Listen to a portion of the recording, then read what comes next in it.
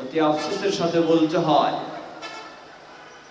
ইসলামে যেই বিষয়ের নির্দেশ এসেছে স্পষ্ট কোরআন এবং সুন্নাহয় প্রমাণিত হয়েছে, সেই বিষয়গুলির গুরুত্ব আমাদের সমাজে কম। অপরপক্ষে যেই বিষয়ের কোনো নির্দেশ আসেনি, যার কোরআন এবং সুন্নাহয় স্পষ্ট দলিলের আলোকে কোনো পালন করার বিষয় নেই, সে বিষয়গুলি নিয়েই আমাদের সমাজে বেশি গুরুত্ব দেওয়া হয়। এর একটি গুরুত্বপূর্ণ কারণ হলো মানুষের মাঝে ইসলামের ইবাদতের বিষয়ে যে একটি পরিষ্কার ধারণা থাকা দরকার, সেই পরিষ্কার ধারণা নেই।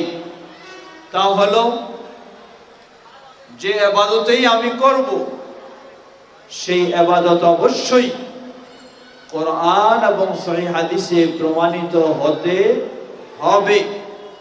এই ধারণা যদি আজকে প্রতিটি মুসলিমের থাকতো, এই আকীদা বিশ্বাস যদি প্রতিটি মুসলিম লালন করত, তাহলে সমাজে এই সব ইবাদতের কোনো অস্তিত্ব পাওয়া যেত না। কিন্তু আফসোসের সাথে বলতে হয়, সেই আকীদা আজকে মানুষের নেই। বরং মানুষের আকীদা হলো কোরআন এবং সুন্নাহয় থাকবে কিনা পরের বিষয়। আগের বিষয় হলো আমার ইমাম সাহেব বা আমার বুজুর্গ বা আমার খতিব সাহেব কিছু বলেছেন কি না। যদি ইমাম সাহেব বলেন, যদি খতিব সাহেব বলেন, তাহলে অসুবিধা নেই, কোরআন সুন্নাহয় থাকুক আর নাই থাকুক তাতে কোনো যায় আসে না, তা আমাকে পালন করতে হবে। এটি হচ্ছে আজকে আমাদের সাধারণ মানুষের আকীদা বিশ্বাস, যার ফলে কোরআন ও সুন্নাহর আলোকে প্রকৃতপক্ষে একজন মুসলিমের যা ইবাদত হওয়া দরকার তা না হয়ে প্রচলিত সমাজে যা রয়েছে সেগুলি একজন মুসলিমের ইবাদত হিসাবে পালন হচ্ছে।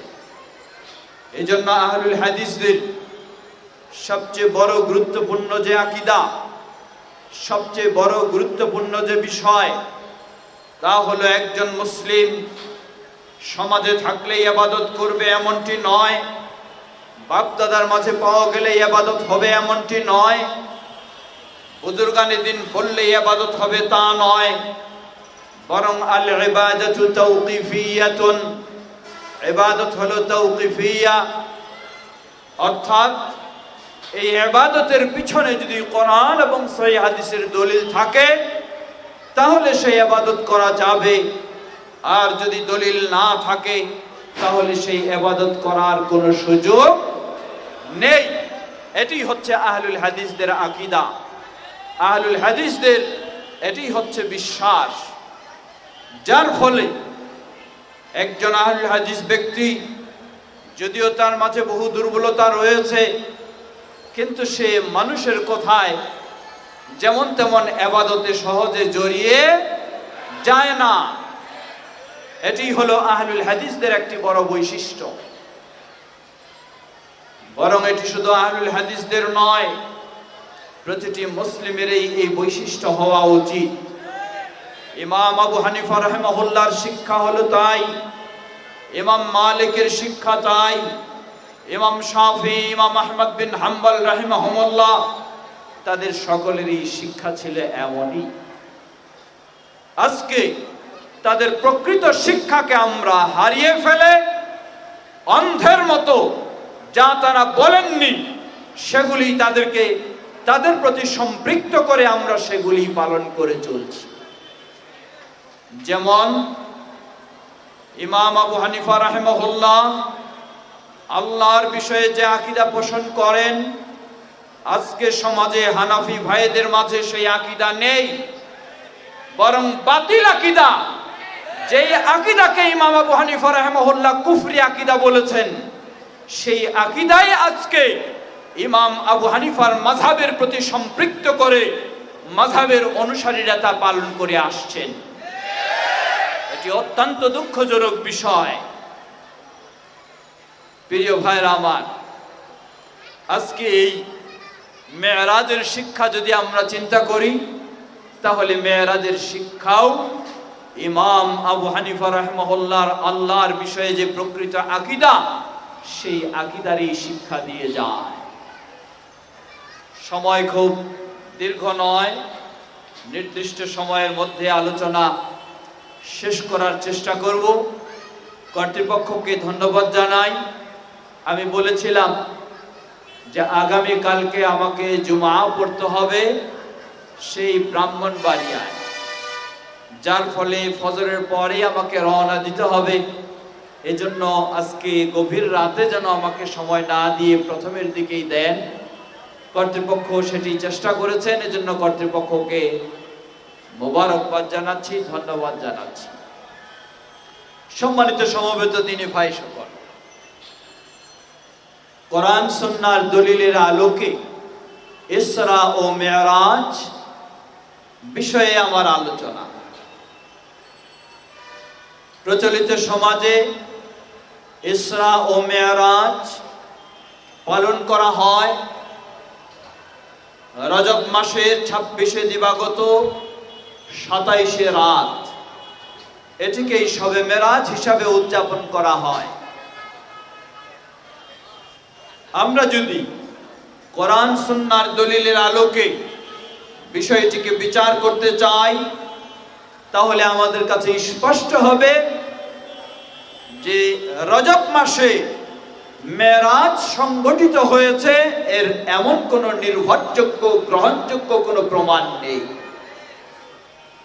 বলবেন তা কিভাবে? প্রথম বিষয়, গোটা কোরআনুল কারীমে খুলে দেখুন, খুঁজে দেখুন মেরাজ কখন সংগঠিত হয়েছে, ইসরা কখন সংগঠিত হয়েছে। তার প্রমাণ শুধু এতটুকু পাওয়া যায় যে ইসরা সংগঠিত হয়েছে রাতের বেলা, দিনের বেলা নয়। যে আয়াতটি আমি শুরুতে পেশ করেছি, আল্লাহ বলেন, সুবহানাল্লাযী আসরা বিআবদিহি লাইলাম মিনাল মাসজিদিল হারাম من المسجد الحرام إلى المسجد الأقصى الذي باركنا حوله لنريه من آياتنا إنه هو السميع البصير। আল্লাহ বলছেন, সুবহানাল্লাযী আসরা বিআবদিহি, সেই সত্তার পবিত্রতা বর্ণনা করছি যিনি স্বীয় বান্দাকে রাতের বেলা মসজিদে হারাম থেকে মসজিদে আকসা পর্যন্ত ভ্রমণ করালেন। আল্লাহ রাব্বুল আলামিন কোরআনুল কারীমে এই ইসরা তা হলো রাতের বেলা এক জায়গা থেকে আরেক জায়গায় ভ্রমণ করানো, আর মেরাজ তা হলো ঊর্ধ্বে গমন হওয়া। দুটোই কোরআনের আলোচনায় এসেছে। একটি হলো সূরা বনী ইসরাইলের প্রথম আয়াতে, অপরটি হচ্ছে সূরা নজমের 18 নম্বর আয়াত এবং পূর্ববর্তী আয়াতগুলিতে। দুটি কোরআন মাজিদে এসেছে, কিন্তু কোরআন মাজিদে শুধু এতটুকুই তথ্য পাওয়া যায় যে এই ইসরা এবং মেরাজ সংগঠিত হয়েছে রাতের বেলা, দিনের বেলা নয়। কিন্তু কোন সালে, কোন মাসে, তা কোরআন এবং সুন্নাহয় স্পষ্ট কোনো প্রমাণ পাওয়া যায় না। আর এতটুকু প্রমাণ পাওয়া যায় যে ইসরা ও মেরাজ সংগঠিত হয়েছে হিজরতের পূর্বে, মক্কার জীবনে, মদিনার জীবনে নয়। ঠিক একইভাবে যদি আমরা হাদিসে লক্ষ্য করি, সেই হাদিসেও একইভাবে প্রমাণ পাওয়া যায় ইসরা ও মেরাজ সংগঠিত হয়েছে রাতের বেলা। ইসরা ও মেরাজ সংগঠিত হয়েছে রাতের বেলা, দিনের বেলা নয়। কোন মাসে, কোন সালে, তা হাদিসেও নির্দিষ্ট করে বলা হয়নি। অতএব কোরআন এবং সুন্নাহর আলোকে ইসরা ও মেরাজ সংগঠিত হওয়ার যে সময়কাল প্রমাণিত হয়, প্রথম বিষয় হলো হিজরতের পূর্বে, দ্বিতীয় বিষয় হলো তা রাতে, দিনের বেলা নয়। কিন্তু হিজরতের পূর্বে কোন মাসে, কোন সালে, এ নিয়ে ঐতিহাসিকগণ প্রায় 10 থেকে 12টি মতামত ব্যক্ত করেছেন, যেগুলি আল্লামা সফিউর রহমান মুবারকপুরী রাহিমাহুল্লাহ তিনি আর রাহিকুল মাখতুমে বর্ণনা করেছেন।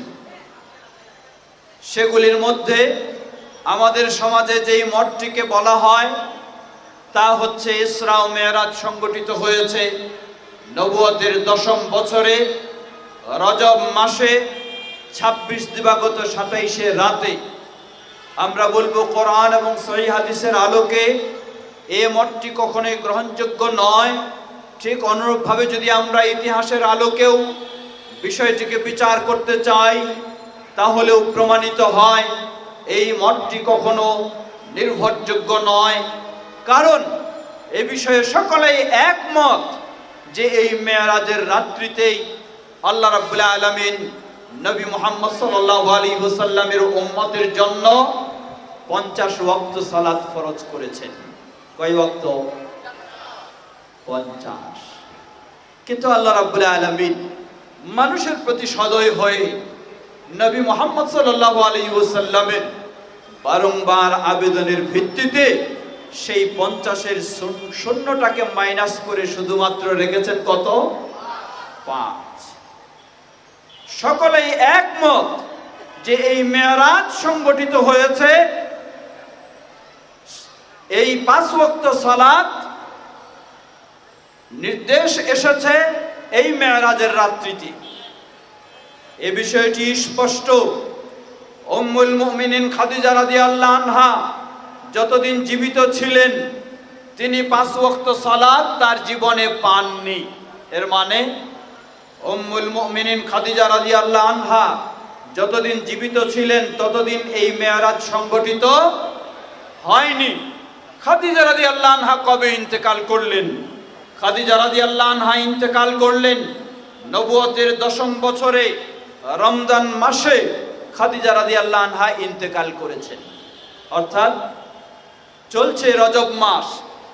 রজবের পরে হলো কি মাস? কেউ জানেন না? খবর রাখেন না? রজবের পরে কি? শাবান। শাবানের পরে কি? রমাদান। তাহলে সেই রমাদান মাসে উম্মুল মুমিনিন খাদিজা রাদিয়াল্লাহু আনহা ইন্তেকাল করলেন, অথচ তিনি তার জীবনে 5 ওয়াক্ত সালাত পেলেন না। তাহলে কিভাবে সেই রমাদান মাসের আগেই, শাবানের আগেই এই রজব মাসেই মেরাজ সংগঠিত হয়েছে বলা হয়? সুতরাং ঐতিহাসিক দৃষ্টিকোণ থেকে যুক্তির আলোকেও বিষয়টিকে বিচার করলে প্রমাণিত হয় এই মত কখনো গ্রহণযোগ্য নয়। দ্বিতীয় বিষয়, কথা প্রসঙ্গেও যদি বলা হয়, মেনে নিলাম তর্কের খাতিরে এই রজব মাসেই মেরাজ সংগঠিত হয়েছে, জেনে নিন মেরাজ রজব মাসেও সংগঠিত হলেও এই মেরাজকে কেন্দ্র করে যেই রাত্রিতে এই মেরাজ সংগঠিত হয়েছে সেই রাত্রিতে আপনি কোনো ইবাদত করবেন, সেই রাত্রিতে জাগবেন, সেই রাত্রিতে সালাত আদায় করবেন, বা সেই রাত্রিতে তাসবিহ তাহলিল বা আরো বিশেষ কোনো ইবাদত করবেন, বা পরের দিনে বিশেষ কোনো সিয়াম পালন করবেন, তা অবশ্যই নবী মুহাম্মদ সাল্লাল্লাহু আলাইহি ওয়াসাল্লাম খোলাফায়ে রাশিদিন থেকে প্রমাণিত হতে হবে। যদি না হয় তাহলে 1400 বছর আগেই নবী মুহাম্মদ সাল্লাল্লাহু আলাইহি ওয়াসাল্লাম স্পষ্টভাবে এই ঘোষণা দিয়েছেন, মান আমিলা আমালান লাইসা আলাইহি আমরুনা ফাহুয়া রাদ। যে ব্যক্তি ইসলামের এমন কোন আমল করবে, এমন কোন ইবাদত করবে যে ইবাদতের ক্ষেত্রে আমাদের কোনো নিয়ম নীতি নির্দেশনা নেই, ফাহুয়া রাদ্দুন আই মারদুদুন গায়রু মাকবুলিন, তা কখনো আল্লাহর কাছে কবুল হবে না, তা প্রত্যাখ্যানযোগ্য, কখনো গ্রহণযোগ্য হবে না। এর অর্থ কি? গ্রহণযোগ্য হবে না বুঝলাম, এর মানে সওয়াব পাওয়া যাবে না এতটুকুই তো নাকি? না, এক হলো সওয়াব পাওয়া যাবে না, দ্বিতীয় হলো ইসলামে যে ইবাদত নাই সেই ইবাদত যদি করতে চান তাহলে এই ইবাদতের নাম কি হবে? বেদাত। বেদাত করলে তো সওয়াবই পাওয়া যায়। হ্যাঁ, বেদাতের পরিণতি তো জান্নাতেই নাকি? দুঃখের বিষয় আলেমেরা, তথাকথিত আলেমগণ কিভাবে মানুষকে বেদাতের পথে জড়িয়ে দিয়েছেন লক্ষ্য করুন। তারা বেদাতকে বিভক্ত করলেন, একটি হলো বেদাতে হাসানা, আরেকটি হলো বেদাতে সাইয়্যা। সুতরাং শবে মেরাজকে কেন্দ্র করে যদি কোনো ইবাদত করেন অসুবিধা নাই, এটি হয়ে যাবে কি? বেদাতে হাসানা, অসুবিধা তো নাই। অথচ পৃথিবীর শ্রেষ্ঠ মুফতি নবী মুহাম্মদ সাল্লাল্লাহু আলাইহি ওয়াসাল্লাম 1400 বছর আগে তার প্রতিটি খুতবার ভূমিকায় মসজিদে নববীর মেম্বারে দাঁড়িয়েই তিনি বলে দিতেন, আম্মা বা'দ ফাইন্না খায়রাল হাদিসি কিতাবুল্লাহ ওয়া খায়রাল হাদি হাদি মুহাম্মাদিন সাল্লাল্লাহু আলাইহি ওয়াসাল্লাম ওয়া শাররাল উমুরি মুহদাসাতুহা ওয়া কুল্লু মুহদাসাতিন বিদআ ওয়া কুল্লু বিদআতিন দালালা। নবী মুহাম্মদ সাল্লাল্লাহু আলাইহি ওয়াসাল্লাম 1400 বছর আগেই বিষয়টিকে স্পষ্ট করে দিয়েছেন, কোন বেদাত কখনো বৈধ হতে পারে না, কোন বেদাত কখনো হেদায়েতের কাজ হতে পারে না। বেদাত মানেই হলো তা গুমরাহি পথভ্রষ্টতার কাজ। অন্য বর্ণনায় এসেছে ওয়া কুল্লু দালালাতিন ফিন্নার, আর এই বেদাত মানুষকে নিয়ে যায় পথভ্রষ্টতায়, আর এই পথভ্রষ্টতা মানুষকে নিয়ে যায় জাহান্নামে। সুতরাং একথা বলার কোনো সুযোগ নেই যে এই ইবাদতটি আমার গ্রহণযোগ্য হবে না, তাতে হয়তো সওয়াব পাবো না, আর তো বেশি অসুবিধা নেই। জেনে নিন নিশ্চিতভাবে ইসলামের কোন ইবাদত করলে হয় সেই ইবাদতের মাধ্যমে আপনি সওয়াব লাভ করবেন এবং জান্নাতে যাবেন, নয় সেই ইবাদতের মাধ্যমে আপনি গুনাহগার হবেন এবং জাহান্নামে যাবেন। এর ভিন্ন কোনো পথ নেই। প্রিয় ভাইরা আমার, তাই ইসলামে মন করা কোনো ইবাদতের সুযোগ নেই। অতএব আমরা স্পষ্টভাবে বলতে পারি, এক হলো প্রচলিত সমাজে শবে মেরাজকে কেন্দ্র করে যে দিন তারিখ বলা হয় সেটি সঠিক নয়। দ্বিতীয় হলো এই বিষয়ে নবী মুহাম্মদ সাল্লাল্লাহু আলাইহি ওয়াসাল্লাম খোলাফায়ে রাশিদিন থেকে শবে মেরাজকে কেন্দ্র করে বিশেষ কোনো ইবাদত প্রমাণিত হয়নি। এরপরেও কেউ যদি করে থাকে তা অবশ্যই গুনাহের কাজ হবে, তা অবশ্যই ভ্রষ্টতার কাজ হবে, তা অবশ্যই জাহান্নামে যাওয়ার কাজ হবে, কখনো জান্নাতে যাওয়ার কাজ হতে পারে। প্রিয় ভাইরা আমার, আসুন তাহলে মেরাজকে কেন্দ্র করে আমাদের কি কিছুই করার নেই? জবাব, অবশ্যই মেরাজকে কেন্দ্র করে কিছু করার রয়েছে। যদি মেরাজ কোরআন এবং সুন্নায় প্রমাণিত হয় তাহলে অবশ্যই মেরাজকে কেন্দ্র করে কিছু করার একজন মুসলিমের রয়েছে। যেহেতু আমরা আগেই বলেছি মেরাজ, ইসরা এবং মেরাজ কোরআনুল কারীমেও প্রমাণিত হয়েছে। ইসরা এবং মেরাজ সহিহ বুখারী, মুসলিম সহ গ্রহণযোগ্য অসংখ্য হাদিসে প্রমাণিত হয়েছে। অতএব ইসরা ও মেরাজে আমাদের অবশ্যই কিছু করণীয় রয়েছে। সেই করণীয় কি? সেই করণীয়র মধ্যে প্রথম বিষয় হলো আমাকে এই আকীদা পোষণ করতে হবে, আমাকে ঈমান আনতে হবে যে আল্লাহ রাব্বুল আলামিন তার প্রিয় রাসূল মুহাম্মদ সাল্লাল্লাহু আলাইহি ওয়াসাল্লামের নবুয়ত রিসালাত প্রমাণের জন্য যে সমস্ত মুআজিজা দিয়েছেন সেই মুআজিজাগুলির মধ্যে অন্যতম মুআজিজা হলো একটি এই ইসরা ও মেরাজ। এর মাধ্যমে আল্লাহ রাব্বুল আলামিন নবী মুহাম্মদ সাল্লাল্লাহু আলাইহি ওয়াসাল্লামের নবুয়ত ও রিসালাতকে প্রমাণিত করেছেন। যেমন উদাহরণস্বরূপ নবী সাল্লাল্লাহু আলাইহি ওয়াসাল্লাম রাতের বেলা ইসরা মেরাজ সংগঠিত হলো। সকাল বেলা এসে মক্কার মানুষদেরকে জানালেন আজকের রাতে এই ঘটে গেছে। মক্কার মানুষেরা শোনার সাথে সাথেই তো বিশ্বাস করে ফেললো, তাই না? কি বলল তারা? সহিহুল বুখারীর হাদিসে এসেছে নবী সাল্লাল্লাহু আলাইহি ওয়াসাল্লাম বলেন, ওয়ালাম্মা কাযাবাতনি কুরাইশ ফাকুমতু ফিল হিজরি ফাজাল্লাল্লাহু লি বাইতাল মুকাদ্দাস ফাতাফিকতু আনজুরু ইলাইহি ওয়া উখবিরুহুম আন আয়াতি রাওয়াহু আল বুখারী। নবী সাল্লাল্লাহু আলাইহি ওয়াসাল্লাম বলেন, আমি যখন এই ইসরা ও মেরাজের সংবাদ মক্কার মানুষদেরকে দিলাম, কুরাইশের মানুষদেরকে জানালাম, তারা এটিকে বিশ্বাস করলো না। তারা আমাকে বলে ফেললো এটি একটি ডাহা মিথ্যা কথা ছাড়া কিছুই নয়। কারণ সেই যুগে সবচেয়ে গতিশীল, সবচেয়ে দ্রুত গতির বাহন দিয়ে ওই বাইতুল্লাহিল হারাম থেকে বাইতুল মুকাদ্দাস যেতে পরিপূর্ণ 1 মাস সময় লাগতো। আর নবী মুহাম্মদ সাল্লাল্লাহু আলাইহি ওয়াসাল্লাম রাতের কিছু সময়ের মধ্যে এই সব ভ্রমণ তিনি করে ফেললেন। এমনকি শুধু এটুকুই নয়, বরং সেই বাইতুল মুকাদ্দাস থেকে প্রথম আসমান, দ্বিতীয় আসমান, তৃতীয় আসমান, চতুর্থ আসমান পর্যন্ত তিনি গেলেন। পঞ্চম, ষষ্ঠ, সপ্তম আসমান, বরং তার চেয়ে আরো ঊর্ধ্বে তিনি গেলেন, গিয়ে তিনি সেখান থেকে ফিরে আসলেন। এটি একটি অবাস্তব বিষয় হতে পারে না বলে তারা বিশ্বাস করলো না। নবী মুহাম্মদ সাল্লাল্লাহু আলাইহি ওয়াসাল্লামকে মিথ্যা বলে ফেললো। নবী সাল্লাল্লাহু আলাইহি ওয়াসাল্লাম বললেন, তারা যখন আমাকে মিথ্যা জানলো, তাদের মিথ্যা জানার সাথে সাথে তারা আমাকে পরীক্ষা করতে চাইলো। মক্কার মানুষেরা, তারা তো কেউ প্রথম, দ্বিতীয়, তৃতীয়, চতুর্থ, পঞ্চম, ষষ্ঠ, সপ্তম আসমানে কেউ যায়নি, বরং তাদের মধ্যে কেউ কেউ সেই বাইতুল মুকাদ্দাস পর্যন্ত গেছে, বাইতুল মুকাদ্দাস দেখেছে।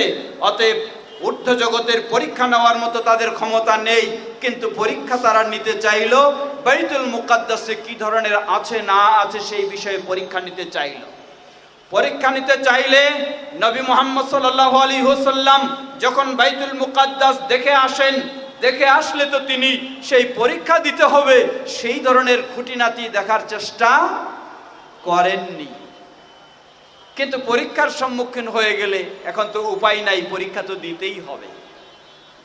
তবে নবী মুহাম্মদ সাল্লাল্লাহু আলাইহি ওয়াসাল্লামের এই বিশ্বাস এবং আস্থা রয়েছে আল্লাহর প্রতি, যেই আল্লাহ নবী মুহাম্মদ সাল্লাল্লাহু আলাইহি ওয়াসাল্লামকে এই ইসরা ও মেরাজ সংগঠিত করালেন, সেই আল্লাহ অবশ্যই এই পরীক্ষায়ও বিজয় দান করবেন ইনশাআল্লাহ। নবী সাল্লাল্লাহু আলাইহি ওয়াসাল্লাম সেই সাহস নিয়েই তিনি বললেন, লাম্মা কাযাবাতনি কুরাইশ, কুরাইশের মানুষেরা যখন আমাকে মিথ্যা জানলো, আমার পরীক্ষা নিতে চাইলো, আসলে আমি সেই বাইতুল মুকাদ্দাসে গেছি কিনা সেটি জানার জন্য পরীক্ষা নিতে চাইলো, আমি তখন তাদের পরীক্ষা দেওয়ার জন্য সেই হিজর তথা যেটাকে হাতিম বলা হয়, অর্থাৎ কাবার অর্ধ ওয়াল যেদিকে রয়েছে সেই জায়গায় ভিতরে গিয়ে আমি প্রবেশ করলাম। যখনই আমি সেখানে গিয়ে দাঁড়ালাম, ফাজাল্লাল্লাহু লি বাইতুল মুকাদ্দাস, এই উন্নত প্রযুক্তির যুগে যেমনই ভাবে স্যাটেলাইটের মাধ্যমে এখানে বসে সেই আমেরিকায় কি হচ্ছে তা আপনি দেখছেন, আবার এই প্রোগ্রামটাও এমনই ভাবে স্যাটেলাইটে অনলাইনে প্রকাশ হচ্ছে, সেখানেও বসে তারা দেখছে। এতই উন্নত প্রযুক্তির যুগে আমরা পৌঁছে গেছি। অথচ 1400 বছর পূর্বে নবী মুহাম্মদ সাল্লাল্লাহু আলাইহি ওয়াসাল্লাম যখন সেই হিজরের মধ্যে, হাতিমের মধ্যে দাঁড়ালেন, তিনি বলছেন, দাঁড়ানোর সাথে সাথে ফাজাল্লাল্লাহু লি বাইতুল মুকাদ্দাস, আল্লাহ রাব্বুল আলামিন আমার চোখের সামনে বাইতুল মুকাদ্দাসকে তুলে ধরলেন। আমি স্বচক্ষে বাইতুল মুকাদ্দাস দেখছি আর তাদের সকল প্রশ্নের আমি জবাব দিচ্ছি। বলুন সুবহানাল্লাহ। প্রিয় ভাইরা আমার, সুতরাং নবী সাল্লাল্লাহু আলাইহি ওয়াসাল্লামকে ওই 1400 বছর আগেও আল্লাহ রাব্বুল আলামিন এই উন্নত স্যাটেলাইটের মাধ্যমে বাইতুল মুকাদ্দাসকে দেখালেন, আর তিনি সব জবাব দিয়ে তাদের কাছে বিজয় লাভ করলেন। এটি হচ্ছে নবী মুহাম্মদ সাল্লাল্লাহু আলাইহি ওয়াসাল্লামের জন্য অন্যতম একটি মুআজিজা। লক্ষ্য করুন, আল্লাহ রাব্বুল আলামিন এই মুআজিজার মাধ্যমে নবী মুহাম্মদ সাল্লাল্লাহু আলাইহি ওয়াসাল্লামকে কত বড় শ্রেষ্ঠত্ব দান করলেন। উন্নত প্রযুক্তির যুগে এই পৃথিবী ছেড়ে মানুষ ঊর্ধ্ব দিকে ছুটছে, কেউ মঙ্গল গ্রহে, কেউ আরো কোন গ্রহে, কেউ চাঁদের দেশে, আরো বিভিন্ন জায়গায় যাওয়ার সুযোগ হচ্ছে। মনে হচ্ছে যেন বহু ঊর্ধ্বে চলে গেছে, বহু উন্নত পর্যায়ে পৌঁছে গেছে। লক্ষ্য করুন, সব কিছুই যদি চিন্তা করা হয়, সবগুলি হচ্ছে প্রথম আসমানের নিচে না উপরে? সব নিচে। অথচ 1400 বছর আগে আল্লাহ রাব্বুল আলামিন নবী মুহাম্মদ সাল্লাল্লাহু আলাইহি ওয়াসাল্লামকে সশরীরে জাগ্রত অবস্থায় বাস্তবভাবে নবী মুহাম্মদ সাল্লাল্লাহু আলাইহি ওয়াসাল্লামকে এই সব গ্রহের ঊর্ধ্বে প্রথম আসমানে, দ্বিতীয় আসমানে আরো 500 বছর ঊর্ধ্বে, তৃতীয় আসমানে আরো 500 বছর ঊর্ধ্বে, চতুর্থ আসমানে আরো 500 বছর ঊর্ধ্বে, পঞ্চম আসমানে আরো 500 বছর ঊর্ধ্বে, ষষ্ঠ আসমানে আরো 500 বছর ঊর্ধ্বে, সপ্তম আসমানে আরো ঊর্ধ্বে, যেখানে জিবরিল আলাইহিস সালামেরও যাওয়ার সুযোগ ছিল না, সেখান পর্যন্ত আল্লাহ রাব্বুল আলামিন এমন ঊর্ধ্বে নিয়ে গেলেন যা কিয়ামত পর্যন্ত কোনো মানুষের সেই ঊর্ধ্বে যাওয়া সম্ভব হবে না। আল্লাহ রাব্বুল আলামিন নবী মুহাম্মদ সাল্লাল্লাহু আলাইহি ওয়াসাল্লামকে সেই ঊর্ধ্ব জগতে যাওয়ারও সর্বশ্রেষ্ঠত্ব তিনি দান করলেন এই মেরাজের মাধ্যমে। প্রিয় ভাইরা আমার, সুতরাং এই মেরাজ হচ্ছে নবী মুহাম্মদ সাল্লাল্লাহু আলাইহি ওয়াসাল্লামের জন্য একটি বড় ধরনের মুআজিজা, যার মাধ্যমে আল্লাহ রাব্বুল আলামিন তার নবুয়ত ও রিসালাতের সত্যতাকে প্রমাণ করলেন। অতএব একজন মুমিন মুসলিম অবশ্যই তাকে বিশ্বাস করতে হবে যে নবী সাল্লাল্লাহু আলাইহি ওয়াসাল্লাম বাস্তবে জাগ্রত অবস্থায় সশরীরে তার এই ইসরা ও মেরাজ সংগঠিত হয়েছে। যদিও মুতাজিলার বিশ্বাসী যারা, তারা সশরীরে এটিকে বিশ্বাস করে না, তারা বলে এটি রুহানি ভাবে হয়েছে। মূলত কোরআন এবং সুন্নাহ বলে দিচ্ছে এটি রুহানি ভাবে নয়, এটি জিসমানি ভাবে সশরীরেই এটি সংগঠিত হয়েছে। এমনই বিশ্বাস হবে আহলুস সুন্নাহ ওয়াল জামাত। সম্মানিত সমবেত তিনি ভাই সকল, ঠিক একইভাবে আসুন, প্রথম হলো ঈমান আনা, দ্বিতীয় হলো এই মেরাজ থেকে আমাদের শিক্ষণীয় বিষয় কি। মেরাজ থেকে আকীদার বহু বিষয় আমাদের শিক্ষণীয় রয়েছে। আজকে লক্ষ্য করুন, এই রাত্রিতে মসজিদে মসজিদে এই মেরাজের আলোচনা হয়, অথচ যেই মানুষেরা, যেই আলেমেরা এই মেরাজের আলোচনা করে, তারাই আবার বিশ্বাস করেন আল্লাহ রাব্বুল আলামিন স্বসত্তায় সর্বত্র বিরাজমান। সেই বিশ্বাসেই আবার তারা করেন। আশ্চর্যের বিষয়, মানুষ যখন কোরআন এবং হাদিস থেকে দলিল গ্রহণ করে তার আকীদা নিতে চাইবে না, তখন কোরআন এবং হাদিস তার সামনে থাকলেও সে অন্ধের মতো তা থেকে কোনো শিক্ষা নিতে পারবে না। যখন এই তার বিশ্বাস হবে যে আমাকে কোরআন এবং সুন্নাহ থেকে দলিল নিতে হবে, বুজুর্গ কি বলেছেন, মুফতি কি বলেছেন, ইমাম কি বলেছেন, গাউস কুতুব কি বলেছেন, সেটি আমার আকীদা নয়। আমার আকীদা হলো কোরআন এবং সুন্নাহ কি বলে। এটি যখন কোনো মুসলিমের বিশ্বাস হবে, তখন এই তার পক্ষে সম্ভব হবে কোরআন এবং সুন্নাহ থেকে সঠিক আকীদা গ্রহণ করা, যেটি হচ্ছে আহলুল হাদিসদের নীতি ও আদর্শ। বলুন আলহামদুলিল্লাহ। লক্ষ্য করুন, ইমাম হানাফি মাযহাবের একজন প্রসিদ্ধ ইমাম, ইমাম ইবনে আবিল ইজ আল হানাফি রাহিমাহুল্লাহ, ইমাম ইবনে আবিল ইজ আল হানাফি রাহিমাহুল্লাহ তিনি বলেন, ওয়াফি হাদিসিল মি'রাজি সুবুতু সিফাতিল উলুয়ি লিল্লাহি আযজা ওয়া জাল্লা লিমান তাদাব্বারা। যে ব্যক্তি মেরাজের হাদিসগুলি নিয়ে একটু চিন্তা করবে, মেরাজের বিষয়গুলি নিয়ে একটু ভাববে, তাহলে ওই ব্যক্তির কাছে স্পষ্ট হয়ে যায় যে আল্লাহ সুবহানাহু ওয়া তাআলা স্বসত্তায় সর্বত্র বিরাজমান নন, আল্লাহ রয়েছেন আরশের উপরে। ইমাম ইবনে আবিল ইজ আল হানাফি, হানাফি মাযহাবের প্রসিদ্ধ ইমাম, তিনি বলেন যে ব্যক্তি এই মেরাজের হাদিসগুলি নিয়ে একটু ভাববে, তার কাছে স্পষ্ট হয়ে যায় যে আল্লাহ রাব্বুল আলামিন স্বসত্তায় সর্বত্র বিরাজমান নন, তিনি রয়েছেন কোথায়? সপ্ত আসমানের ঊর্ধ্বে আরশের উপরে। বলুন সুবহানাল্লাহ।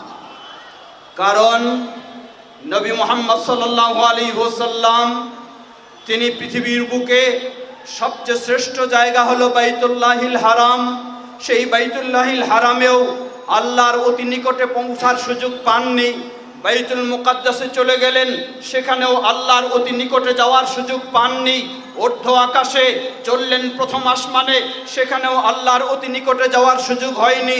দ্বিতীয় আসমানেও নয়, তৃতীয় আসমানেও নয়, চতুর্থেও নয়, পঞ্চমেও নয়, ষষ্ঠেও নয়, সপ্তমেও নয়। সপ্তমের আরো ঊর্ধ্বে যখন গেলেন, তখন নবী মুহাম্মদ সাল্লাল্লাহু আলাইহি ওয়াসাল্লাম আল্লাহর খুব কাছে যাওয়ার সুযোগ লাভ করলেন। বলুন সুবহানাল্লাহ। এজন্য ইমাম ইবনে আবিল ইজ আল হানাফি রাহিমাহুল্লাহ বলেন, এই মেরাজের বিষয়গুলি নিয়ে যে একটু ভাববে, তার কাছে স্পষ্ট হবে যে আল্লাহ রাব্বুল আলামিন স্বসত্তায় সর্বত্র বিরাজমান নন। তিনি রয়েছেন আরশের উপরে, যা তিনি নিজেই ঘোষণা দিয়েছেন, আর রহমানু আলাল আরশি ইস্তাওয়া। দয়াময় রহমান, তিনি আরশের উপরে সমুন্নত। বলুন সুবহানাল্লাহ। প্রিয় ভাইরা আমার, যে আকীদাটি স্পষ্ট একটি আকীদার বিষয়, যা ইমাম আবু হানিফা রাহিমাহুল্লাহ 1300 বছর পূর্বেই, যারা আজকে আল্লাহ সুবহানাহু ওয়া তাআলা স্বসত্তায় সর্বত্র বিরাজমান এই আকীদা পোষণ করে, ইমাম আবু হানিফা রাহিমাহুল্লাহ 1300 বছর পূর্বেই তাদেরকে কুফরি আকীদায় তারা বিশ্বাসী বলে ঘোষণা দিয়েছে। কারণ ইমাম আবু হানিফা রাহিমাহুল্লাহ এই আয়াত দিয়ে দলিল দিচ্ছেন। তিনি বলছেন, স্বয়ং আল্লাহ যেখানে বলেছেন আর রহমানু আলাল আরশি ইস্তাওয়া, দয়াময় রহমান তিনি আরশের উপরে রয়েছেন, সেখানে আল্লাহ রাব্বুল আলামিন সর্বত্র বিরাজমান, অথবা কোথায় রয়েছেন তা জানি না, এই ধরনের কোনো বিশ্বাস করার সুযোগ নেই। কিন্তু আফসোসের সাথে বলতে হয়, আজকে সেই ইমাম আবু হানিফার অনুসারী হওয়া সত্ত্বেও ইমাম আবু হানিফার আকীদাকে গ্রহণ করা হয়নি। এজন্য একটু আপনাদের সুখবর জানাতে চাই, আমার পিএইচডির যে গবেষণা, সেই গবেষণাটি হচ্ছে ইলমুত তাওহীদে ইমাম আবু হানিফা রাহিমাহুল্লাহর অবদান। আমাকে একজন ইউনিভার্সিটির টিচার তিনি প্রশ্ন করে বসলেন। তিনি বললেন, তিনি জানেন আমি আহলে হাদিস মানুষ, তিনি বললেন যে আপনি ইমাম আবু হানিফা রাহিমাহুল্লাহর বিষয়ে কেন থিসিস করবেন, কেন গবেষণা করবেন? কারণ তিনি বলতে চান যে আমরা তো ইমাম আবু হানিফাকে মানি না, তাহলে আমি কেন ইমাম আবু হানিফা রাহিমাহুল্লাহর বিষয়ে করব? এটাই হলো তার যুক্তি। আমি বললাম, দেখুন, বাস্তবে আফসোসের সাথে বলতে হয়, আপনারা ইমাম আবু হানিফা রাহিমাহুল্লাহর অনুসরণ করেন ঠিকই, কিন্তু ইমাম আবু হানিফা রাহিমাহুল্লাহর আল্লাহর বিষয়ে যে সঠিক আকীদা রয়েছে, সেই আকীদাকে আপনারা মানেন না, যার কারণে আহলুল হাদিস হয়েও ইমাম আবু হানিফা রাহিমাহুল্লাহর বিষয়ে আমাকে গবেষণা করতে হচ্ছে। সেই গবেষণায় আমি বিষয়টিকে তুলে ধরেছি কোরআন এবং সুন্নাহর আলোকে, এবং ইমাম আবু হানিফা রাহিমাহুল্লাহ থেকে প্রমাণিত তিনি আল্লাহর ব্যাপারে সেই সঠিক আকীদাই পোষণ করেন, যেই আকীদা কোরআন এবং সুন্নাহয় প্রমাণিত হয়েছে, তা হলো আল্লাহ রাব্বুল আলামিন স্বসত্তায় সর্বত্র বিরাজমান নন, তিনি রয়েছেন আরশের উপরে। ঠিক তেমনি ভাবে আল্লাহ রাব্বুল আলামিন কখনো নিরাকার নন, রয়েছে আল্লাহ সুবহানাহু ওয়া তাআলার সুস্পষ্ট গুণাবলী। বলুন সুবহানাল্লাহ। সেটি বাংলায় প্রকাশ হবে ইনশাআল্লাহ, যার মাধ্যমে আশা করি আল্লাহ রাব্বুল আলামিন যারা ইমাম আবু হানিফা রাহিমাহুল্লাহর অনুসারী হওয়া সত্ত্বেও ভ্রান্ত আকীদায় রয়েছে, তাদের আকীদার সংশোধন হবে বলে আশা করি ইনশাআল্লাহ।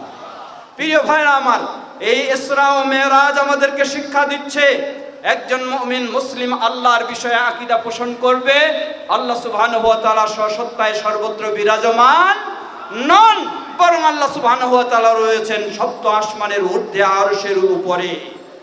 সেই আরশের উপর থেকেই সেখানে আল্লাহ রয়েছেন, কিন্তু সেখান থেকেই দর্শনের দিক থেকে, শ্রবণের দিক থেকে, জ্ঞানের দিক থেকে, ক্ষমতার দিক থেকে আল্লাহ সুবহানাহু ওয়া তাআলা সর্বত্র রয়েছেন। আল্লাহ রাব্বুল আলামিন স্বসত্তায় রয়েছেন আরশের উপরে, আর দর্শন, শ্রবণ, জ্ঞান এবং ক্ষমতা ইত্যাদির দিক থেকে রয়েছেন আল্লাহ রাব্বুল আলামিন সর্বত্র। কত গভীরে কিছু করা হয় আল্লাহ রাব্বুল আলামিন তা দেখেন, কত গোপনে কিছু বলা হয় আল্লাহ রাব্বুল আলামিন তা শোনেন। সেই শোনার দিক থেকে, সেই দেখার দিক থেকে সেই জানার দিক থেকে, সেই ক্ষমতার দিক থেকে আল্লাহ রাব্বুল আলামিন সর্বত্র রয়েছেন, কিন্তু সসত্তায় তিনি রয়েছেন আরশের উপরে, যা স্পষ্টভাবে স্বয়ং আল্লাহ 7টি আয়াতে তিনি স্পষ্টভাবে বর্ণনা দিয়েছেন। এই আকীদায় শিক্ষা দিচ্ছে আমাদেরকে এই ইসরা ও মেরাজ। সম্মানিত সমবেত দিনী ভাই ও বোনেরা, এই ইসরা ও মেরাজ আমাদেরকে শিক্ষা দেয় একটি বড় গুরুত্বপূর্ণ বিষয়। তা হলো আল্লাহ রাব্বুল আলামিন নবী মুহাম্মদ সাল্লাল্লাহু আলাইহি ওয়াসাল্লামকে এই ইসরা ও মেরাজের রাতেই 50 ওয়াক্ত সালাত দিয়েছেন। 50 ওয়াক্ত সালাত কখন দিয়েছেন বলুন? কখন? এই ইসরা ও মেরাজের রাতে। আফসোস করে বলতে হয়, একজন মানুষ ইমাম সাহেবকে, খতিব সাহেবকে বারে বারে জিজ্ঞাসা করে কখন সেই শবে মেরাজ, শবে মেরাজে সে রাত জাগবে, শবে মেরাজে সে ইবাদত করবে, শবে মেরাজে সে বিশেষ সালাত আদায় করবে, অথচ এই মেরাজের রাতেই 5 ওয়াক্ত সালাত ফরজ হয়েছে। গোটা বছরে তার 5 ওয়াক্ত সালাতের খোঁজ খবর পাওয়া যায় না। এভাবেই ইসলাম নষ্ট হয়ে যাচ্ছে। এভাবেই ইবলিস মানুষকে বেদাতের দিকে জড়িয়ে দিয়ে ইসলাম থেকে বের করে নিচ্ছে। ইবলিস একজন মানুষকে বুঝ দেয়, 5 ওয়াক্ত সালাত তুমি আদায় করতে পারো না পারো অসুবিধা নেই, কিন্তু শবে মেরাজের সালাত যেন তোমার না ছুটে যায়।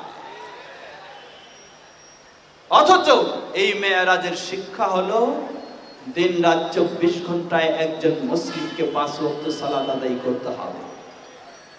শুধু সালাত আদায় নয়, যে কথাটি স্পষ্ট করে বলতে চাই, এই মেরাজে 5 ওয়াক্ত সালাত এসেছে ইমাম আবু হানিফা রাহিমাহুল্লাহর মাধ্যমে, তাই না? তাহলে ইমাম মালিকের মাধ্যমে, ইমাম শাফির মাধ্যমে, ইমাম আহমদ বিন হাম্বলের মাধ্যমে, ইমাম বুখারীর মাধ্যমে, ইমাম মুসলিমের মাধ্যমে, কারো মাধ্যমে নয়।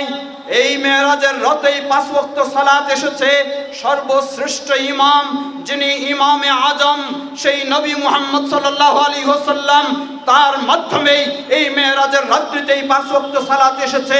অতএব একজন মুসলিমকে একদিকে যেমন তাকে 5 ওয়াক্ত সালাত আদায় করতে হবে, অপরদিকে তাকে মনে করতে হবে যেহেতু এই 5 ওয়াক্ত সালাত ইমাম আবু হানিফার মাধ্যমে আসেনি, কোন গাউস কুতুবের মাধ্যমে আসেনি, কোন পীর ফকিরের মাধ্যমে আসেনি, কোন মুর্শিদের মাধ্যমে আসেনি, কোন কুতুবের মাধ্যমে আসেনি, সুতরাং এই 5 ওয়াক্ত সালাত কোন ইমামের অনুসরণ করে পড়া যাবে না, কোন গাউস কুতুবের অনুসরণ করে পড়া যাবে না। এই 5 ওয়াক্ত সালাত আদায় করতে হবে প্রিয় নবী মুহাম্মদ সাল্লাল্লাহু আলাইহি ওয়াসাল্লামের অনুসরণ করে। এই মেরাজ সেই শিক্ষা দিয়ে যায়। আজকে আপনি মেরাজ থেকে সালাত নেবেন, কিন্তু যার মাধ্যমে আপনি এই সালাত পেয়েছেন তার কাছে সালাতের পদ্ধতি না নিয়ে আপনার ইমামের কাছে, আপনার পীর মুর্শিদের কাছে সালাতের পদ্ধতি নেবেন, নিশ্চয়ই আপনি এটি বড় ধরনের অন্যায় করেছেন। তাই তো আল্লাহ রাসূল সাল্লাল্লাহু আলাইহি ওয়াসাল্লাম স্পষ্ট ঘোষণা দিয়েছেন, তিনি বলেন, সাল্লু কামা রাআইতুমুনি উসাল্লি, তোমরা সালাত ঠিক সেভাবে আদায় করো যেভাবে তোমরা সালাত আদায় করতে আমাকে দেখেছো। প্রিয় ভাইরা আমার, প্রথম বিষয় হলো মেরাজের শিক্ষার মধ্যে হলো 5 ওয়াক্ত সালাত আমাকে আদায় করতেই হবে। লক্ষ্য করুন, আজকে আমরা কত দুর্বল হয়ে গেছি। কেউ তার অফিসের ব্যস্ততার কারণে 5 ওয়াক্ত সালাত জামাতের সাথে সুন্দরভাবে আদায় করতে পারে না, কেউ তার ব্যবসা বাণিজ্যের ব্যস্ততার কারণে পারে না, কেউ তার পারিবারিক ব্যস্ততার কারণে পারে না, কেউ তার ক্ষেত খামারের ব্যস্ততার কারণে পারে না। আল্লাহ রাব্বুল আলামিন বান্দার প্রতি কত দয়া করেছেন, 24 ঘন্টায় 5 ওয়াক্ত দিয়েছেন। 24 ঘন্টায় তিনি দিয়েছিলেন 50 ওয়াক্ত। ওই 50 ওয়াক্ত যদি আল্লাহ বহাল রাখতেন, কোন মানুষের পক্ষে বলার সুযোগ ছিল না যে আমার পক্ষে পালন করা সম্ভব নয়, বলার সুযোগ ছিল না, কারণ পালন করতেই হবে। আমাকে যেহেতু জীবিত রেখেছেন কে? জীবিত রেখেছেন কে? সুস্থ রেখেছেন কে? চলার সুযোগ দিয়েছেন কে? অফিসে কাজ করার সুযোগ দিয়েছেন কে? ব্যবসায় বসার সুযোগ দিয়েছেন কে? ক্ষেত খামারে কাজ করার সুযোগ দিয়েছেন কে? যেই আল্লাহ আমাকে সুস্থ রেখেছেন, যেই আল্লাহ আমাকে জীবিত রেখেছেন, যেই আল্লাহ আমাকে সর্বক্ষেত্রে কাজ করার সুযোগ দিয়েছেন, একজন মুসলিম হিসাবে আমাকে মনে রাখতে হবে আমার জীবনে সেই আল্লাহরই সন্তুষ্টির জন্য 5 ওয়াক্ত সালাত আমাকে অবশ্যই আদায় করতে হবে। প্রিয় ভাইরা আমার, মনে রাখতে হবে মানুষের দুর্বলতা বহু রকমের, মানুষের ব্যস্ততা বহু রকমের। চলে গেল মাত্র কয়েকদিন আগে, এখনো তো পূর্ণভাবে চলে যায়নি, এখনো তার জের রয়েছে। কিসের জের রয়েছে বলেন তো? বলতে পারেন কিসের? ভুলে গেলেন এত তাড়াতাড়ি? করোনা। কিসে? করোনা। করোনার সময় তো অবস্থা তাই হয়েছিল, যেই মানুষের যত ব্যস্ততা, যেই মানুষ যত ব্যস্ত মানুষ, ওই মানুষ ততই অকর্মণ্য হয়ে ঘরে বসেছিল, ঠিক কিনা? যিনি যত বড়, তার পক্ষে তত ঘরের ভিতরে তিনি লুকায় ছিলেন, বাইরে বের হন নাই। সেই কথাগুলিকে মনে রাখতে হবে। যে আল্লাহ রাব্বুল আলামিন করোনা দিয়ে আপনার অফিস আদালত সব বন্ধ করে দিয়ে, আপনার গাড়ি ঘোড়া সব বন্ধ করে দিয়ে, আপনার হাট বাজার সব বন্ধ করে দিয়ে আপনাকে ঘরে আবদ্ধ করে রেখেছিলেন, ওই আল্লাহর সন্তুষ্টির জন্য যদি আপনি 5 ওয়াক্ত সালাত ঠিকভাবে আদায় না করেন, আবারও সেই আল্লাহর আযাব এসে আপনাকে ঘরে আবদ্ধ করে রাখা হতে পারে, ঠিক কিনা? অতএব এই মেরাজ থেকে আমাদের সেই শিক্ষা নেওয়া উচিত যেন আমরা একজন মুসলিম হিসাবে প্রতিদিন কমপক্ষে 5 ওয়াক্ত সালাত আদায় করতেই হবে। আর তা হতে হবে কার পদ্ধতি অনুযায়ী? নবী মুহাম্মদ সাল্লাল্লাহু আলাইহি ওয়াসাল্লাম এর পদ্ধতি অনুযায়ী। সম্মানিত সমবেত দিনী ভাই ও বোনেরা, এই মেরাজ আমাদেরকে আরো শিক্ষা দিয়ে যায়। কি শিক্ষা দিয়ে যায়? নবী মুহাম্মদ সাল্লাল্লাহু আলাইহি ওয়াসাল্লাম থেকে যা বিশুদ্ধভাবে প্রমাণিত, এই মেরাজের রাতেই নবী সাল্লাল্লাহু আলাইহি ওয়াসাল্লামকে দেখানো হলো যাদেরকে শাস্তি দেওয়া হচ্ছে। সেই শাস্তিপ্রাপ্ত ব্যক্তিদের মধ্যে এক শ্রেণীর ব্যক্তি হলো যাদের হাতের নখগুলি হলো অনেক বড় বড়। সেই বড় বড় নখ দিয়ে তারা তাদের চেহারা ও পার্শ্ব দেশ থেকে সেই বস্তুগুলিকে খামচায় তুলে তুলে সেগুলি যেন ভক্ষণ করছে। বলুন নাউযুবিল্লাহ। এই মেরাজের রাতে সেটি দেখলেন, তা দেখানো হলো। আজকে আমাদের স্বভাব হয়েছে, আমাদের কালচার হয়ে গেছে, কোনো ব্যক্তির বিষয় নিয়ে যত সমালোচনা করতে পারবো, যত পরনিন্দা করতে পারবো, তত যেন আমি আরো বেশি ভালো কাজ করছি, এমনই আমাদের একটি ধারণা হয়েছে। জেনে নিন, ইসলামে এই বিষয়টিকে চরম জঘন্যতম অপরাধ হিসাবে এটিকে চিহ্নিত করা হয়েছে। অতএব একজন মুসলিম এই ক্ষেত্রে সচেতন সতর্ক হয়ে তাকে শিক্ষা নিতে হবে। এই মেরাজ থেকে, এই মেরাজ থেকেই শিক্ষা নিতে হবে এই জঘন্যতম অপরাধটিকে ইসলাম হারাম করে দিয়েছে। নবী সাল্লাল্লাহু আলাইহি ওয়াসাল্লাম দুটি কবরের পাশ দিয়ে যাচ্ছিলেন। যেই কবরবাসীকে আযাব দেওয়া হচ্ছে তাদের মধ্যে একটি হচ্ছে আন্নাহু ইয়ামশি বিন নামিমা। তার অপরাধ ছিল এতটুকুই, সে একজনের কথা আরেকজনের কাছে নিয়ে যায়, আরেকজনের কথা আরেকজনের কাছে বলে বেড়ায়। সমাজে অনেক মানুষই রয়েছি যারা এই সমস্ত কর্মকাণ্ড না করলে তৃপ্তি লাভ করতে পারি না, ঠিক কিনা? মনে রাখবেন, কাজটি মনে হয় খুব সহজ, মনে করি যে কি অসুবিধা, একজনের কথা আরেকজনকে জানালাম, একজনের কথা আরেকজনকে বললাম। নবী সাল্লাল্লাহু আলাইহি ওয়াসাল্লাম তাই বলেছেন, খুব বড় বিষয়ে তাকে আযাব দেওয়া হচ্ছে না, ছোট বিষয়ে। ছোট বিষয়ে মানে মানুষ এই কাজটাকে খুব ছোটই মনে করে থাকে, কিন্তু অপরাধের দিক থেকে সেটি কখনো ছোট নয়। এই মেরাজ থেকে সেই শিক্ষাই নবী মুহাম্মদ সাল্লাল্লাহু আলাইহি ওয়াসাল্লাম সরাসরি আল্লাহ রাব্বুল আলামিন তাকে তাই দেখালেন। যারা এই অপকর্মে জড়িয়ে থাকে তাদেরকে কিভাবে ভয়ঙ্কর শাস্তি দেওয়া হচ্ছে। প্রিয় ভাইরা আমার, সেই মেরাজ থেকে আমরা এই শিক্ষা নিয়ে আমাদের আদর্শ, আমাদের আখলাক যেন আরো সুন্দর করতে পারি, সেই চেষ্টা আমাদের সকলকে সবসময় অব্যাহত রাখা উচিত। আল্লাহ আমাদের সবাইকে সে তৌফিক দান করুন। কথা আর দীর্ঘ করতে চাই না, যেহেতু আমাদের মুহতারাম পরবর্তী আলোচক তিনি উপস্থিত হয়ে গেছেন। আর আমিও একটু তাড়াতাড়ি শেষ করতে চাই। সুতরাং পরিশেষে আবারও স্মরণ করে দিতে চাই, মেরাজকে কেন্দ্র করে প্রচলিত সমাজে যা বলা হয় রজব মাসের ২৬ দিবাগত ২৭ রাতে সংগঠিত হয়েছে, তা কখনো নির্ভরযোগ্য ও সঠিক নয়। দ্বিতীয়, এই মেরাজকে কেন্দ্র করে বিশেষ কোনো রাত, এই রাত হোক আর যে কোনো রাত হোক, সেই রাতে বিশেষ কোনো ইবাদত নবী মুহাম্মদ সাল্লাল্লাহু আলাইহি ওয়াসাল্লাম ও খোলাফায়ে রাশিদিন থেকে প্রমাণিত নয়। তৃতীয়, এই মেরাজকে কেন্দ্র করে যা কিছু, শবে মেরাজকে কেন্দ্র করে দিনে বা রাতে যা কিছু করা হয় সবগুলি অবশ্যই বিদআতের অন্তর্ভুক্ত হবে। চতুর্থ, এই মেরাজ থেকে একজন মুসলিমকে শিক্ষা গ্রহণ করতে হবে। প্রথম বিষয় হলো সে কোরআন এবং সহিহ হাদিসের আলোকে নবী মুহাম্মদ সাল্লাল্লাহু আলাইহি ওয়াসাল্লামের জীবনে মুআজিজাগুলির মধ্যে অন্যতম মুআজিজা হলো এই ইসরা ও মেরাজ একটি, তা বিশ্বাস করবে। দ্বিতীয় হলো এ থেকে শিক্ষা যেগুলি গ্রহণের রয়েছে তার মধ্যে অন্যতম হলো সে এই আকীদা পোষণ করবে যে আল্লাহ সুবহানাহু ওয়া তাআলা সত্তায় সর্বত্র বিরাজমান নন, বরং তিনি রয়েছেন সেই আরশের উপরে। তৃতীয় বিষয়, এই মেরাজ থেকে শিক্ষা নিয়েই একজন মুসলিম তার জীবনে প্রতিদিন ৫ ওয়াক্ত সালাত নবী মুহাম্মদ সাল্লাল্লাহু আলাইহি ওয়াসাল্লামের সুন্নাহ অনুযায়ী, তার পদ্ধতি অনুযায়ী সে আদায় করবে। চতুর্থ বিষয় হলো এই মেরাজ থেকে আরো শিক্ষা গ্রহণ করে নিজের জীবনকে, নিজের আকীদাকে, নিজের আদর্শকে নিজের আরো সুন্দর করার চেষ্টা করবে। আমরা যেন এভাবেই এই মেরাজ থেকে শিক্ষা গ্রহণ করে নিজেদের ঈমান আদর্শকে আরো সুন্দর করতে পারি। আল্লাহ আমাদের সবাইকে সে তৌফিক দান করুন। পরিশেষে আবার সকলকে স্মরণ করে দিতে চাই যে কথাটি আমরা সব সময় বলি, বর্তমান উন্নত প্রযুক্তির যুগ, মিডিয়ার যুগ, অনলাইনের যুগ। আজকের এই সুন্দর আলোচনাগুলি সরিটলা স্কুল মাঠের মধ্যেই সীমাবদ্ধ থাকছে, তাই না?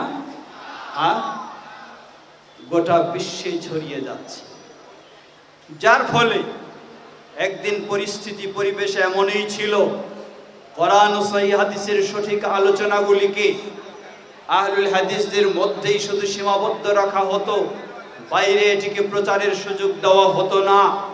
কিন্তু আজকে এই উন্নত প্রযুক্তির যুগে আর সেই সীমাবদ্ধতা নেই।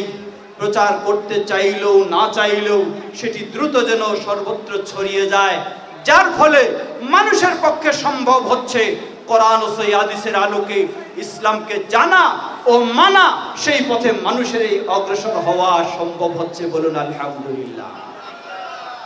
মনে রাখবেন, যেমনই ভাবে সম্ভব হচ্ছে ঠিক তেমনি ভাবে যাদের যেই পীর সাহেবের মুরিদের সংখ্যা দিনে দিনে কমে যাচ্ছে, ওই পীর সাহেবের জন্য তো খুবই আনন্দের বিষয়, তাই না? যেই মুফতি সাহেবের ভক্তরা দিনে দিনে হারিয়ে যাচ্ছে, ওই মুফতি সাহেবের জন্যই তো খুব আনন্দের বিষয়, নাকি? তা কখনো নয়। তাই অনলাইনে বক্তব্য শোনার মাধ্যমে আপনি পীর সাহেবের সাথে সম্পর্ক ছিন্ন করলে ওই পীর সাহেবের অবস্থা খুব ভালো নয়, তার বিদ্বেষ, তার হিংসা আরো বেড়ে যায়, যার ফলে অনলাইনে লক্ষ্য করুন আহলুল হাদিসদের বিরুদ্ধে, এই সহিহ আকীদার বিরুদ্ধে কত রকমের একেবারে বিদ্বেষমূলক নোংরা কথা পর্যন্ত বলা হচ্ছে, গালিগালাজ করা হচ্ছে, ঠিক না? শুধু এটুকুই নয়, সেভাবেই তারা প্রতিজ্ঞা গ্রহণ করছেন। তাদের কোনো মসজিদে গিয়ে কেউ যদি আওয়াজের সাথে আমিন বলে, তাকে মেনে নেওয়া তো দূরের কথা, বরং তাকে মসজিদে প্রবেশ করতেই বাধা দেওয়া হচ্ছে। কোনো ব্যক্তিকে যদি দেখা যায় তাদের মসজিদে গিয়ে রাফউল ইয়াদাইন, রুকুর আগে পরে 2 হাত উত্তোলন করছে, তাকে দ্বিতীয়বার হয়তো সেই মসজিদে প্রবেশের সুযোগ দেওয়া হচ্ছে না। এমনই প্রেক্ষাপটে আমাদের স্মরণ করা উচিত, আমরা যদি ইচ্ছামতো চলতে চাই, ইচ্ছামতো ভিন্নভাবে চলতে চাই, তাহলে নিশ্চয়ই বিষয়টি আমাদের জন্য পর্যায়ক্রমে জটিল হয়ে যাবে। অতএব সকল আহলুল হাদিসদেরকে যেভাবেই হোক আমাদেরকে ঐক্যবদ্ধ হয়ে আমাদের এই কাজকে আরো শক্তিশালী করতেই হবে, এটি হচ্ছে আজকের দাবি। সুতরাং পরস্পরের ভুল বোঝাবুঝি সবকিছু দূর করে আমাদেরকে পরস্পরের প্রতি আন্তরিক হয়ে ঐক্যবদ্ধ হয়ে আমাদের এই কাজকে সামনের দিকে এগিয়ে নেওয়ার সবাইকে চেষ্টা করতে হবে। সেই আহ্বান রেখে আমি আমার বক্তব্য এখানেই শেষ করছি। পরিশেষে আবারও মোবারকবাদ জানাচ্ছি যারা আজকের এই বার্ষিক ওয়াজ মাহফিলের আয়োজন করেছেন, এর পিছনে শ্রম দিয়েছেন, অর্থ দিয়েছেন, এর পিছনে অবদান রেখেছেন। আল্লাহ সকলকে জাযায়ে খায়ের দান করুন এবং বেশি বেশি যেন এই ধরনের অবদান রাখতে পারি। আল্লাহ আমাদের সবাইকে সে তৌফিক দান করুন।